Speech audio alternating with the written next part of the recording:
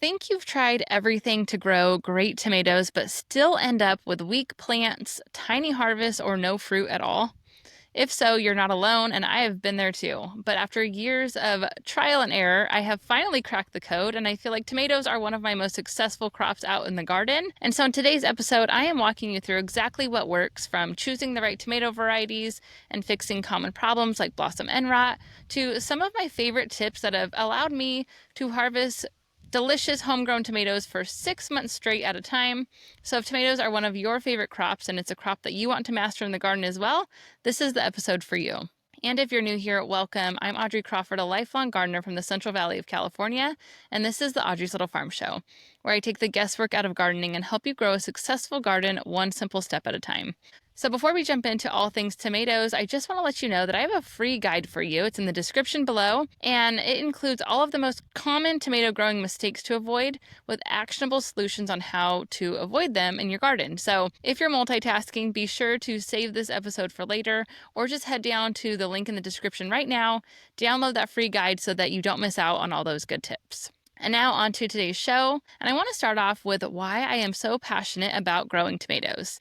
So my very first memory of great homegrown tomatoes was actually growing up. I grew up next to my great-grandparents, and I would go down and I would help my great-grandpa water his tomatoes out in front of the house. And I just vividly remember picking these fresh tomatoes, going inside, slicing them up, and just sprinkling them with salt and having just the most delicious tomato you can imagine. If you've never had a homegrown tomato and you've only had store-bought, I would be willing to say that they might as well not even be called the same fruit, because a tomato at the store and a tomato from the garden just don't even taste like the same thing. And then years later, as I got a little bit bigger, now I'm with a different grandpa, and he was also an avid gardener, and he would grow buckets and buckets and bucketfuls of tomatoes. Or I shouldn't say he necessarily grew the bucketfuls. His tomato plants produced bucketfuls of tomatoes. And we would go out at the end of summer and we would pick all the tomatoes and we would make homemade spaghetti sauce. And it was a family favorite. Everybody in the family wanted Pop's tomato sauce. Or sorry, not tomato sauce, spaghetti sauce. And he would pick all the things from the garden, the peppers, the tomatoes. He had everything. So we would run it all through the grinder and make homemade spaghetti sauce. And it was always just this sad day when we ran out of that last jar, because it took so many tomatoes to make the sauce. We knew it wasn't something that we could just reproduce all the time. And of course, tomatoes are also seasonal, but it's just another great vivid memory of why I love tomatoes so much. And so I've always had the goal of growing lots of tomatoes so that first I could just eat them fresh, for our family. But you can eat tomatoes fresh with just one plant. But my goal always has been to grow enough so that I can make that big batch of spaghetti sauce. And unfortunately, there was a lot of years that was not possible because my tomato plants did not produce well. We'll be getting into that as the show goes on. But I was always kind of a letdown. I got a few fresh tomatoes, but never enough to make sauce. And this last year, things completely changed. We made more sauce than we could even use. We made spaghetti sauce, chili sauce, canned tomatoes, just plain tomato sauce. And so that's my reason for just wanting to grow this great crop of tomatoes year after year. And I know that you probably have a similar story. It's probably something that, you either grew up with, or maybe you just have this dream of making that big batch of sauce, or having enough to just can and put away for later and not having to buy them from the store. So whatever your goal is, we're going to be going over all the tips to grow a successful harvest today. And so I hope that you now don't need any more convincing to actually grow tomatoes, because they are such a great crop. You'll have either the best BLT you've ever made, you might have the best fresh salsa you've ever had, or just the best tomato. So let's start with what kind of tomato types you should grow and what the difference is between all of them, because there's a lot of different tomato types out there. Some are better than others, and it can be really confusing. So let's start out with the difference between open pollinated, heirloom, hybrid, determinate, and indeterminate. So an open pollinated tomato variety means that it will reproduce true to type. So if you save those seeds, you're going to get the same plant next year. And now let me tell you about heirlooms. Heirlooms are probably more familiar. Most people have heard about heirloom tomatoes, and these are like the family antiques of the tomato world.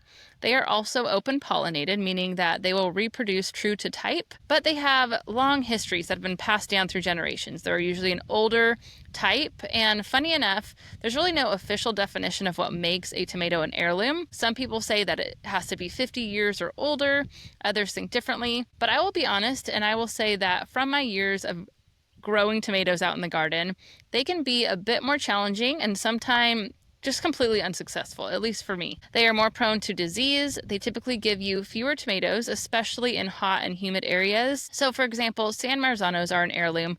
They're actually one of my favorite tomatoes, but they're always unpredictable. Some years they grow great, other years they hardly produce. And then there's certain heirloom varieties that just never grow well. For example, Black Krim and Brandywine. I've tried to grow them so many different times over the years and they just never produce. So I pretty much gave up on those types. However, then we have hybrid tomatoes, and these are bred for performance. They tend to have better disease resistance and higher yields. And no, they are not genetically modified. A lot of people hear the word hybrid and they automatically think GMO, but they are simply just a cross between two different plants bred to have great traits. And so some of my favorite hybrid varieties are Sun Gold cherry tomatoes, Early Girl, and Better Boy. They produce like crazy, even through the heat of summer, and they're absolutely delicious. And now let's talk about growth habits. When it comes to growth habits, we have determinate tomatoes and indeterminate tomatoes. Determinate varieties are more compact and produce a large crop usually all at once. They are perfect for canning because you usually get that large harvest all at once. And so if you're planning ahead to make sauce, determinates are great because you're going to get a much bigger harvest all at once from a few plants. For example, one year I had just 6 Romas and I harvested almost 70 pounds of tomatoes off just 6 plants on the first harvest. So you can get a lot of tomatoes from a few plants. One of my favorite determinate types are Romas. They're really easy to grow because they don't continuously need support because they pretty much just grow to a determined height, hence the name determinate. And so you don't have to tie them up as often. Sometimes you can get away with not even giving them a trellis or support of any kind. You can just kind of have them growing. And so they're an easy tomato to grow. They're also the type you should choose if you're growing in containers. They just don't need quite as much space. Indeterminate varieties grow and produce fruit all season long. They need sturdy support, but they give you a longer harvest window. And so if you want tomatoes for months on end, indeterminates are a great choice. So when choosing what to grow, first consider your climate. I garden in a hot and dry place, and so hybrids tend to perform best for me. I still plant a few heirlooms like San Marzano, but only those that I know have a chance of thriving. It's always fun to try a new tomato variety here and there, but if it fails to perform, I usually don't waste my space in the garden planting it again. I just stick with the hybrid varieties that I know grow great. And at this point in time, I have my few tried and true favorites. And so that's usually what I fill the garden up with. And then next, think about your goals. So if you want to have sauce, then I would choose paste tomatoes like Roma, Amish paste, or San Marzano. Those are all really great paste tomatoes. If you want fresh slicing tomatoes, go for Better Boy or Beefmaster. And then for snacking, nothing beats a sweet Sun Gold cherry tomato or an Early Girl. There's just so many great varieties out there, but depending on your purpose for wanting the tomatoes, you may choose a different variety based on that specific need. For example, the paste, the slicing, the snacking. So there's that to consider. And now let's talk about where to grow your tomatoes. If you have space, growing in the ground is great. It allows the roots to spread, and even if your soil isn't perfect, just starting to grow in it will improve it over time. And then we have raised beds, which gives you better control over your soil and drainage. And then we have containers, which are great for patios if that's your only option, or if you're in a really small space and the only option is container growing. But just remember that size matters, especially with tomatoes. Use at least a 15-gallon container per plant and don't crowd them. And if you can grow in an even bigger container, that's better. One problem that I often see is gardeners trying to cram 3 tomatoes into just one container, but the truth is that one tomato plant that has enough room to grow is going to give you more tomatoes than 3 crowded ones. The next decision is starting from seeds or buying transplants, and both are great options. Starting from seed gives you more variety to choose from. It's also more cost effective, but if you're short on time or if it's late in the season, buying your transplants is perfectly fine too. Either way, when it comes to planting, you want to plant deeply because tomatoes grow roots all along their stems. And so when you plant them deep, you're going to have roots all along that stem and it's going to give you a much healthier, sturdy tomato plant. And then if you're starting your own seeds, one of the most important things is just to give them plenty of light. So as soon as they sprout, you want to have that light ready. Keep it on for about 14 to 16 hours a day with a grow light. Or if you start them outdoors in a greenhouse, once the days begin to lengthen, they'll usually be just fine. And so I typically start my seedlings in mid to late February in the greenhouse. And by that time of the year, we have plenty of natural light throughout the day day and my tomato seedlings grow really well. I don't have a heat mat out there. I don't have a grow light. I just start my seeds late enough in the year that there's plenty of natural daylight. The next planting tip is spacing and timing. So you want to give your tomatoes plenty of room. So indeterminate types, these are the ones that continuously grow all season long, they should be spaced about 3 to 4 feet apart. Determinates, on the other hand, can be closer at 2 to 3 feet apart. And while the spacing may seem too wide at planting time, you're going to thank yourself later as your plants have filled in and there's still some airflow, which is going to prevent disease and pest issues. And so it looks like a lot of space in the beginning, and you might think, oh, I can just cram a couple more plants in there. But eventually the plants all grow into one another, and having that extra space is really important. And then the next thing is the timing of when you plant. So you want to wait until nighttime temperatures are consistently above 50 degrees Fahrenheit and when daytime temperatures are consistently in the 70s and above. Tomatoes really love warm soil and steady temperatures, and so planting too early is not going to give you a head start. In fact, it's likely going to hinder or stunt the growth of your plants all season long. And now on to watering. And so tomatoes need consistent moisture, especially once the fruit begins to set. So I like to use drip irrigation and a timer. First, because it just takes watering off my plate completely, but it allows me to water slowly and deeply. So what you want to do is you want to make sure that you water deeply and less frequently, not shallow and frequently. So when the plants are young and the roots are more shallow, you might have to water more frequently to keep that top layer of soil moist. But as the plants mature and the roots get deeper, watering slowly for a longer period of time, every other day or every few days, is usually much better than frequently and shallow. And then also don't forget that you want to always water at the base of the plants, not overhead. The wet leaves can lead to disease, and so it's just always best practice to water at the base. And then the next important thing is to mulch. So I like to use straw or shredded leaves applied in a thick 4 to 6 inch layer. It keeps the moisture in, it suppresses the weeds, and it feeds the soil as it breaks down. The next important step to growing healthy tomato plants is good support. So first off, I want to say just skip the tomato cage. I know it's common and they're sold everywhere, but they just don't work. The tomato plants quickly outgrow the cages, and then you have this tomato plant and cage that's probably just laying over out in the garden. I've just never had good success with them. So what I recommend is setting up a cattle panel arch if possible. That's how I have my tomato area set up now, which is absolutely great. Or you can use a cattle panel set up vertically and just tie your plants to it. You could put it along a back fence. It's just a really sturdy support. You could even use stakes, which is better for single stem tomatoes, but it still can be more sturdy than using a tomato cage. But all in all, if you could do the cattle panel arch or just a cattle panel set up vertically, that's a really great option. And then you want to tie up your plants regularly with something like jute twine, and make sure to not tie too tight, because as the tomato plants grow, the stems will get thicker. The important thing is to do this often if possible. So I like to go out actually and tie up my plants every week or every other week. It helps keep the plants up off the ground, and it makes harvesting fruit easier, because if everything's tied up, you can usually see your fruit a little bit better.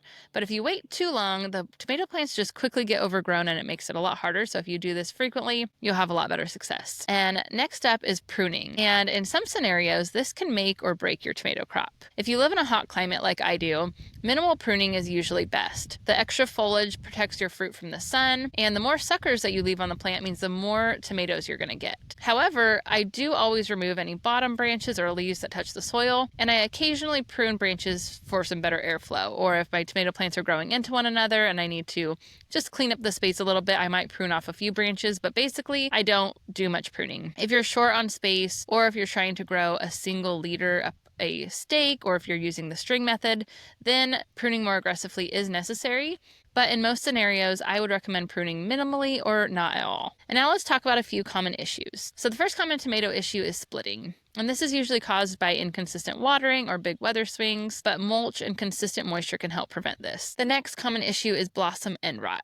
It looks like a dark sunken spot on the bottom of your fruit, and it is due to a nutrient uptake issue with your plant. So it's often tied to inconsistent watering, poor root development, and sometimes over-fertilization. The dark spot itself represents a lack of calcium in the fruit itself, but it does not necessarily mean a lack of calcium in the soil. So a lot of times gardeners just jump to the conclusion that their soil is deficient in calcium, but that's not necessarily the case. So if you're experiencing this, a soil test is really going to help you figure out if your soil is truly deficient. But to help your plants immediately, you can spray them with a calcium foliar spray, and that's going to immediately absorb into the leaves of your plants, and that can help fix the issue right away.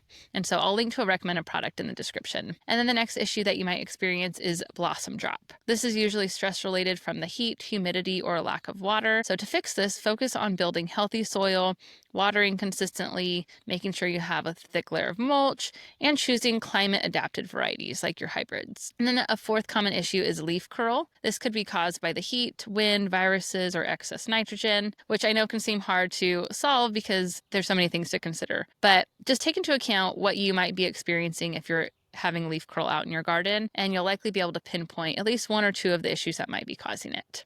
And now I want to transition over to some of the best lessons I've learned from the last 6 years. In 2019, I planted in a brand new garden space that had once been a horse pasture for many years. In fact, it's the exact spot where I'm still growing tomatoes with incredible success, but it didn't start out that way.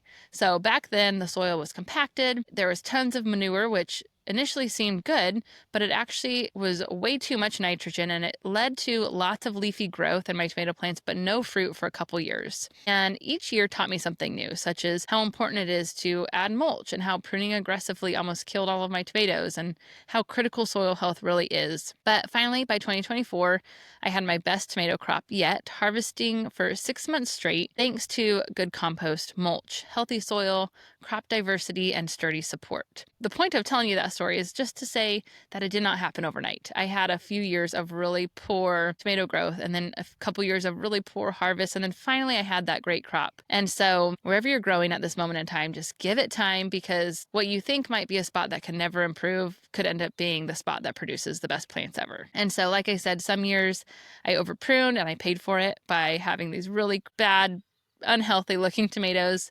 Other years I underwatered and I didn't add mulch, but every mistake was a stepping stone towards success, because gardening is just that. It's a journey of learning. And so if I could leave you with just 4 tips, it would be first to start improving your soil today. Healthy soil solves so many problems before they even start. Number 2 is to plant a variety of crops together to encourage microbial diversity. For example, in the area where my tomatoes are currently growing, I have basil, peppers, marigolds, cilantro, parsley, green beans, squashes, cucumbers, tomatillos, and a few other crops that aren't coming to mind. And they're not all just crowded together. Everything still has plenty of space, but they are all in one area in close proximity, and that is really great for attracting a variety of microbes, and that microbial diversity is really great for your soil health, and it's going to make your plants grow even better. And then number 3 is to grow hybrid varieties. Even if you still add in some heirlooms, I would be willing to bet that you will have so much more success with the hybrids, and they're going to be your new favorite. And then 4th is to mulch early and generously. It's going to make a huge difference. And remember, even if your season is not perfect, every tomato that you grow at home is more delicious and more rewarding than anything you could ever buy at the store. So thank you so much for joining me today. I hope you feel inspired and equipped to grow your best tomatoes yet this season. Don't forget to download your free tomato growing guide below. You'll see it in the description. And until next time, happy gardening.